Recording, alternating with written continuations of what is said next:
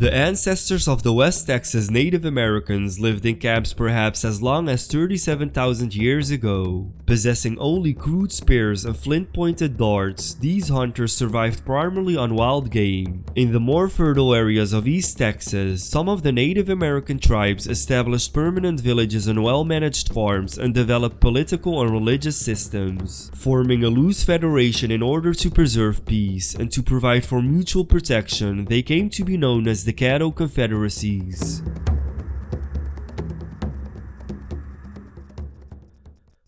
By 1528, when the first Europeans entered the interior of Texas, the area was sparsely settled, but the culture and habitation of the Native Americans exerted measurable influence on the later history of the region. By the 1730s, the Spanish had sent more than 30 expeditions into Texas. San Antonio, which by 1718 housed a military post and a mission, had become the administrative center. With military support, missions were established in Nacogdoches in East Texas, in Goliad in the south, and near El Paso in the far west. The French also explored Texas. The explorations of René Robert Cavelier and his colony at Matagorda Bay were the basis of French claims to East Texas.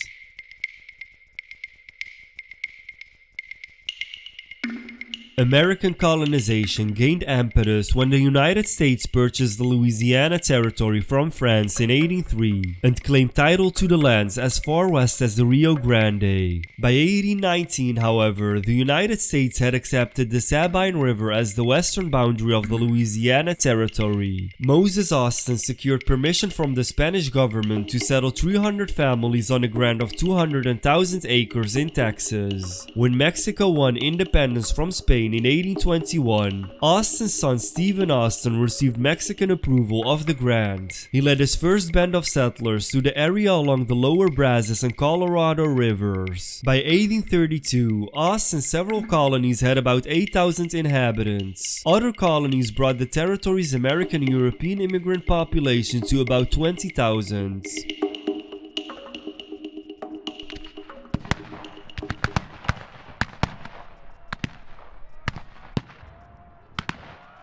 Unrest throughout Mexico, including the territory of Texas, resulted in a coup by Antonio Lopez de Santa Anna, who assumed the presidency in 1833. Texans hopeful for relief from restrictive governmental measures supported Santa Anna. Stephen Austin expected a friendly hearing about his grievances, but instead was imprisoned in Mexico City for encouraging insurrection.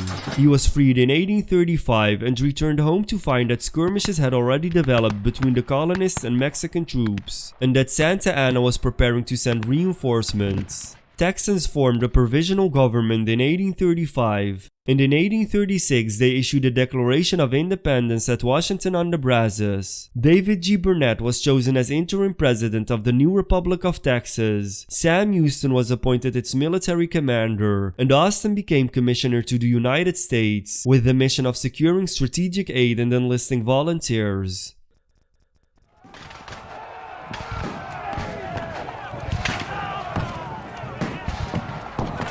The famous siege of the Alamo in San Antonio lasted from February 23 to March 6, 1836. The strategic objective of the stand was to delay Mexican forces and thereby permit military organization of the Texas settlers. As the battle climaxed with a massive attack over the walls, the defenders were all killed. Among the dead were the famous frontiersmen James Bowie and Davy Crockett. On April 21, Sam Houston led a surprise attack on the Mexican troops at the San Jacinto River, where he succeeded in capturing Santa Anna and in securing victory for the Texans.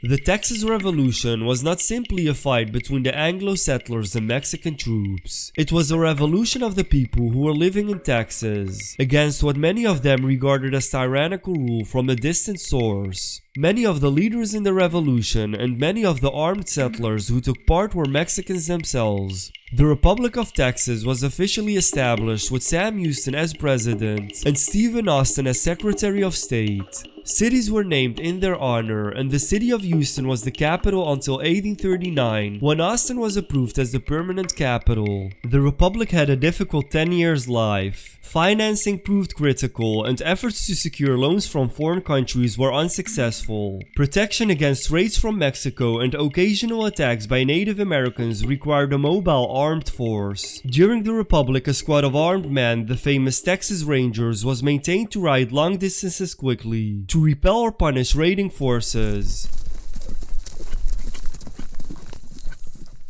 As early as 1836, Texans had voted for annexation by the United States, but the proposition was rejected by the Andrew Jackson and Martin van Buren administrations. Great Britain favored continued independence for Texas in order to block further westward expansion of the United States, but this attitude only helped to swing Americans towards annexation. Annexation was approved by the Texas and U.S. Congresses in 1845, and the transfer of authority from the Republic to the state of Texas took place in 1846. One unique feature of the annexation agreements was a provision permitting Texas to retain title to its public lands. The U.S. annexation of Texas and the dispute over the area between the Rio Grande and the Nueces River brought about the Mexican-American War. U.S. troops invaded Mexico in February 1847, and Winfield Scott captured Mexico City on September 14, 1847. In the Treaty of Guadalupe Hidalgo, signed on February 2, 1848, Mexico gave up its claim to Texas and also ceded area now in the United States of New Mexico, Utah, Nevada, Arizona, California, and western Colorado. Texas claimed most of this additional area, but later relinquished it in the Compromise of 1850.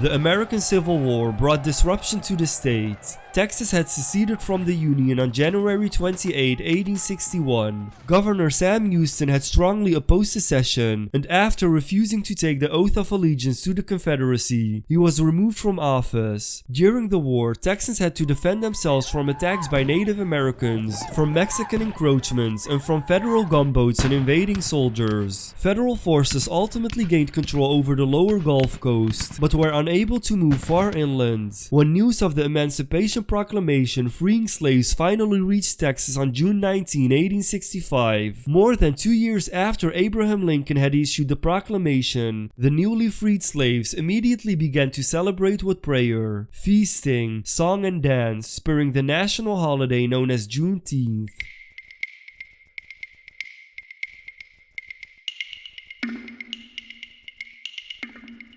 During the last 3 decades of the 19th century, there were rapid developments in the population and economy of Texas. The state was readmitted to the Union under a new constitution in 1870. By 1875, the Comanche had been forced onto a reservation in present-day Oklahoma. With the arrival of immigrants, towns were established, farming spread throughout the central areas of the state, and the cattle industry began to thrive on the plains of West Texas. Railroad building and increased shipping fashioned new links with the rest of the world. Manufacturing, encouraged by the Civil War years, continued to grow. By 1900, the population had grown to more than 3 million.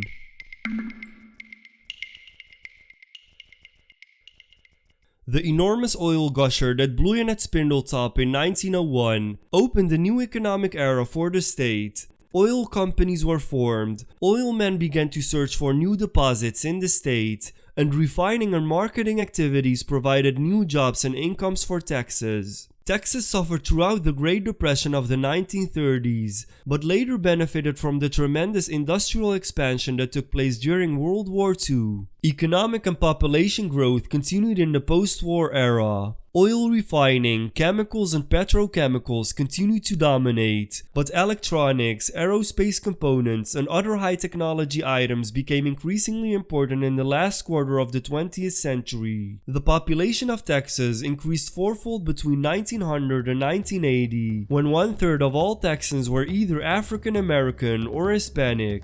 The ethnic composition changed even more markedly by the middle of the second decade of the 21st century. Nearly 40% of the population was Hispanic and 13% was African American.